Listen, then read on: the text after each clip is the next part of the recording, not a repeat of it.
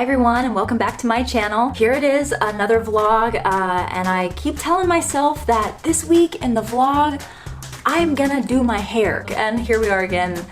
Nope. So anyways guys, this week has been a roller coaster. Where I left you last week was that I was not sure if I was going to get my house or not, and things pretty much stayed that way until the end of this week. We were supposed to close on Thursday, closing didn't happen, we didn't know when it was going to happen, and there just continued to be these crazy things that keep coming out of nowhere that we have to deal with. Now, I mentioned last time that the big problem for me was that I had transferred money out of some other accounts, one of which was the Sensible Mama, to pay my closing costs on the house. So we get to the end of the line, and it's time to bring in money for the closing, and I ask, can I bring in money from other accounts outside of my personal account?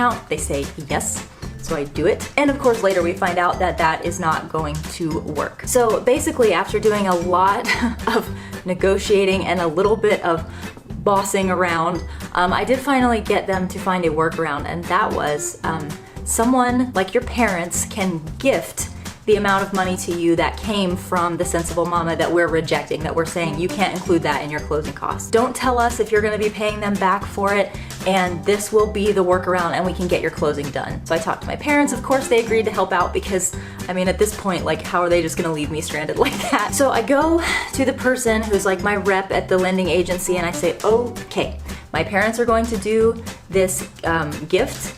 What do they need to do and what do they need to provide? So they said, it's no big deal. All they need to do is wire transfer the money to the closing attorneys. If they do that, your parents don't even have to provide the standard 2 months bank statements or anything like that. It can just be super clean. Have them go to the bank, wire the money, and they're done. So I said, awesome. I grab my dad, we go to the bank, we do the transfer, and I think we're on the road here, we're getting this done. 2 days go by, and then I hear from someone at my agency who lets me know that I'm a total idiot for having not gotten bank statements from my parents. And the tone of these emails like really was bothersome to me because I'm like, even if I just am an idiot and I screwed up, you don't need to talk to me that way. But the worst part is that you guys gave me the wrong info, and somehow I feel dumb as a result. So what do you need? You need 2 months bank statements from my parents? And they say, well, now we don't want to send too much information to the underwriters because once they start digging, they can find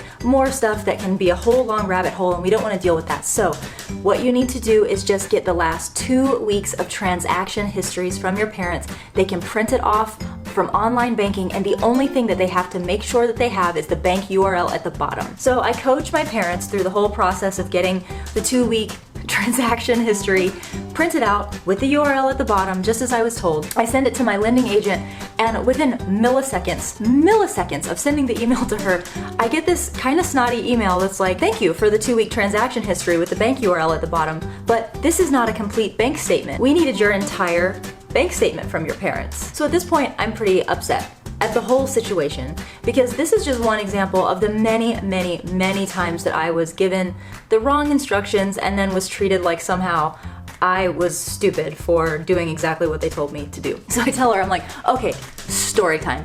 Are you a mom? And she says yes. Okay, I'm a mom too, and my son is at the age where we're learning how to use a spoon. As his mother and an avid spoon user, the first time I tried to get my son to use a spoon, I told him this: take your food, put it in your spoon, and put it in your mouth. Promptly, my son took his spoon in his left hand, took his right hand, picked up a handful of food, put it on the spoon, stared at it, and when whatever he deemed to be the appropriate amount of time to have passed for the food to have been on the spoon, he took it out of the spoon with his hand and put it in his mouth. And I said to this lady, I was frustrated with him at first. This was frustrating to me. But then I had to stop and remember that he is 1 year old, and he's not an adult, and he doesn't understand the nuances of spoon usage. He takes everything that I say literally, so if I skip steps, he's going to skip steps too. So now, when I explain to my son how to use a spoon, I make sure that I don't skip any steps. I'm not dumb for having given my son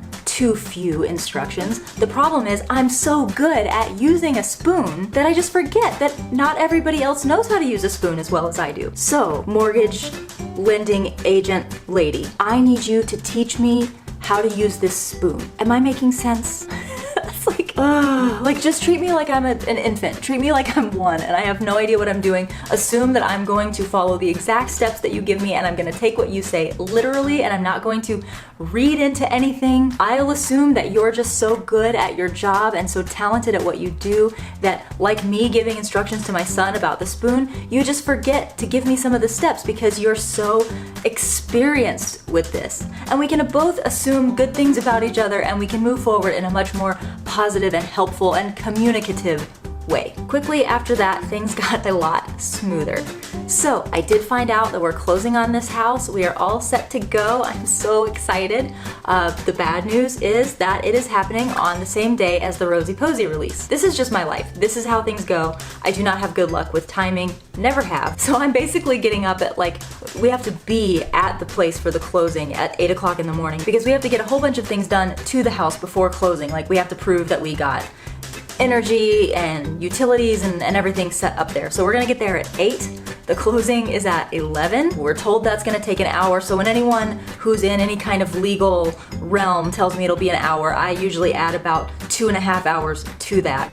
Let's see, Rosie Posey release is going to happen at 3 o'clock my time. So my husband and I are gonna be sitting at our computers doing tech support while all that's going on.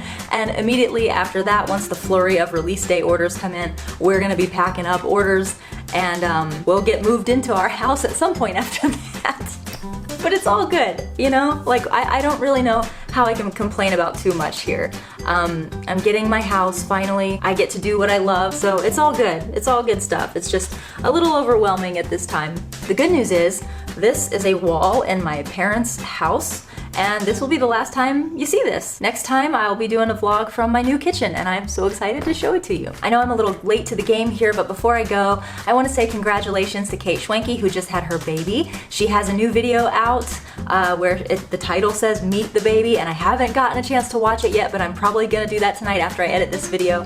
So Kate, if you happen to see this, congratulations, and I just could not be more thrilled and excited for you. As always, guys, thanks for tuning in. I hope you have a wonderful, truly blessed week. If you're shopping Rosie Posey, good luck to you, and I will see you next time. Bye-bye.